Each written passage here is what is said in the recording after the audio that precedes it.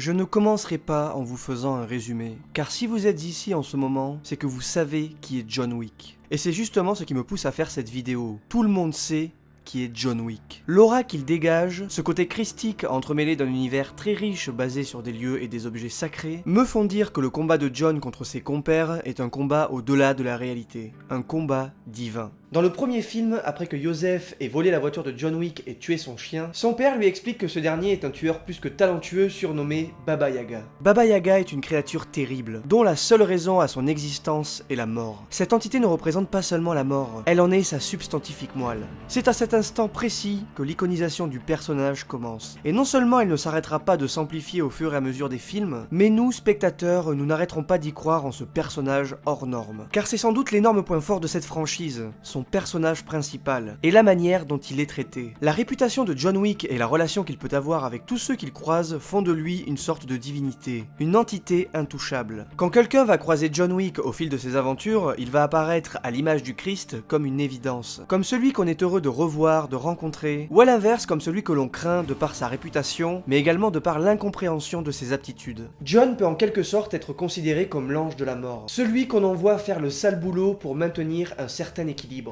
D'ailleurs, certains plans associent souvent John à un ange, et les différents supports de communication des films en font sans contestation un être supérieur. Tout porte à croire que John Wick et Jésus-Christ sont deux êtres relativement identiques, de par le physique tout d'abord, mais aussi de par leurs aptitudes quasiment divines qui leur vaudront de jouir d'une grande popularité, mais également d'une grande crainte. Son surnom de Boogeyman n'est d'ailleurs pas anodin. Le Boogeyman est un surnom associé à un tueur qui effectue ses missions dans la discrétion la plus totale. Un tueur qui ne sera vu que quand ce dernier voudra être vu. Un tueur qui ne peut être tué que si celui-ci l'accepte. Et quand Viggo dit ça... Well, John wasn't exactly the boogeyman.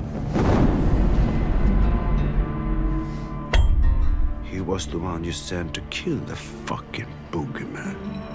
Il confirme en un sens que John peut venir à bout des êtres humains les plus aptes à survivre, qu'il peut décider de rompre la vie d'un homme, d'un boogeyman, qui pourtant, de par sa réputation, est censé être seul maître de ce choix, qu'il est craint par ceux qui ont la réputation d'être craints. Donc encore une preuve de l'iconisation de ce personnage poussé à l'extrême. L'univers de John Wick, bien que se passant dans notre monde, semble être pourtant très éloigné de notre réalité. Cet univers de tueurs impitoyables et très influents, contrôlé par une organisation que l'on appelle la Grande Table, possède sa propre mythologie, sa propre histoire, sa propre monnaie et surtout ses propres lois, visiblement bien plus importantes que nos lois au vu de l'absence totale de force de l'ordre ou de la complicité de ces derniers. You working again? No, just sorting some stuff out. C'est là la force de cet univers, et c'est ce qui fait de cette série de films bien plus que de simples films d'action. Recouvrir un scénario banal d'une grosse couche de détails très riches et très intéressants, comme établir des règles d'honneur qui ne peuvent être transgressées, créer des lieux de culte comme le Continental, et même des objets sacrés comme cette pièce qui vous lie à une autre personne par un serment. La richesse incroyable de cet univers offre une certaine crédibilité à l'histoire, mais paradoxalement nous éloigne d'une certaine forme de réalisme. On croit en ces personnages car ils évoluent dans un environnement bien spécifique, familier au nôtre, mais pourtant complètement différent. Et tout ceci rejoint ma théorie sur le combat divin que mène John contre le reste de son monde. Dans le premier opus, John s'engouffre de plus en plus en enfer au fur et à mesure de ses missions. Et tout ceci dans un seul but de retrouver au bout du compte un peu de clarté.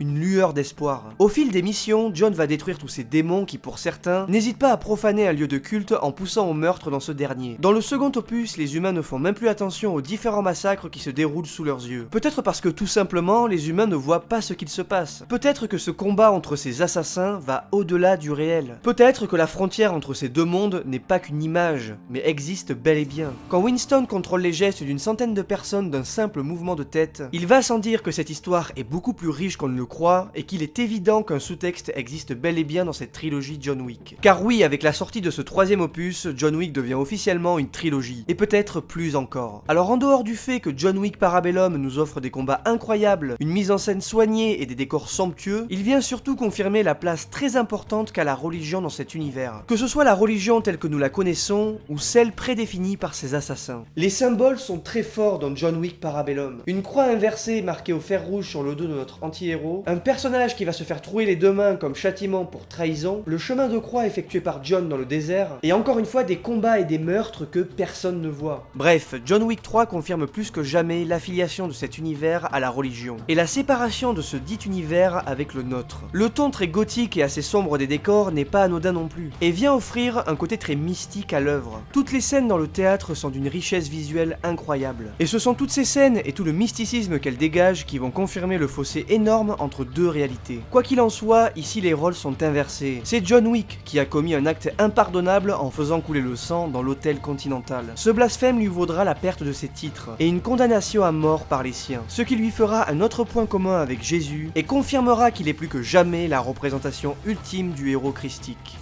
Et bien voilà, cette vidéo touche à présent à sa fin, j'espère qu'elle vous aura plu. J'avais vraiment envie de mettre en avant mon point de vue sur l'univers John Wick que je trouve incroyable. Et je pense que malgré son bourrinage, malgré ses scènes d'action tout butch, il y a quelque chose de plus profond derrière tout ça. En tout cas, moi, c'est la vision que j'ai ressentie en voyant ces trois films. J'en ai pas parlé aussi, mais il y a ces sous-titres à chaque fois qui apparaissent dans le film et qui mettent toujours en avant un mot qui a un rapport de près ou de loin avec la mort, avec le paradis, avec la religion. Il y a aussi le fait que quand John Wick tue quelqu'un d'important, il lui dit qu'il le reverra très bientôt.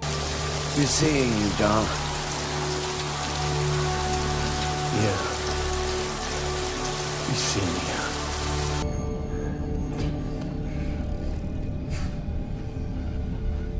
Sure.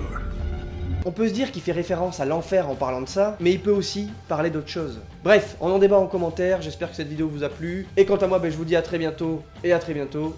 Ciao. Yeah.